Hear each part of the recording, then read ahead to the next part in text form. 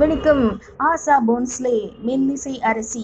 மராட்டியத்தின் சாங்கவியில் உள்ள கோரி எனும் குக்கிராமத்தில் 1933ஆம் ஆண்டு பிறந்தவர் ஆசா போன்ஸ்லே. தந்தை மராட்டிய இசை மேதை பண்டிட் தீனதயாள் மங்கேஷ்கர். இவருக்கு 9 வயது இருக்கும்போது அவரது தந்தை மரணமடைந்தார். இதனால் குடும்பம் மும்பைக்கு குடியேறியது. அவரது சகோதரியான லதா மங்கேஷ்கர் குடும்பத்தை கவனிக்க சினிமாவில் நடிக்கவும் பாடவும் தொடங்கினார்.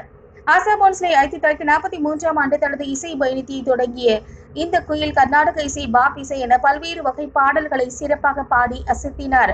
அவர் தொடக்கத்தில் இருந்த முன்னணி பாடகருடன் போட்டி போட்டு பாடும் அளவுக்கு வளர்ந்தார். ஒரு படத்தில் அவர் பாடல் பாடினாலே அந்த படமும் பாடலும் சூப்பர் ஹிட் ஆவது நிச்சயம். அதே போல இவரை தமிழுக்கு கொண்டு வந்தவர் இசை ஞானி இளையராஜா. 2012ஆம் ஆண்டுக்கு பிறகு பாலிவுட் பாடல்களில் ஆபாச வார்த்தைகள் அதிகமாகிவிட்டது என்ற எண்ணம் அதிலிருந்து பாடுவதை நிறுத்திக் கொள்ளலாம் என்று முடிவெடுத்தார். 2022ஆம் ஆண்டுக்கு பிறகு பாடுவதே இல்லை என்று முடிவு செய்தவர் அடுத்த 2 ஆண்டுகளில் தளர்த்தி ஒரு பாடலை பாடினார். தனது 91வது வயதிலும் பாடலை பாடியுள்ளார். இப்படி அனைவரின் காதுகளுக்கும் இனிய பாடல்களை தந்த இசைக்கோவில் இவரது பாடல்கள் ஆண்டுகள் பல கடந்தாலும் நிலைத்து நிற்கும். நன்றி.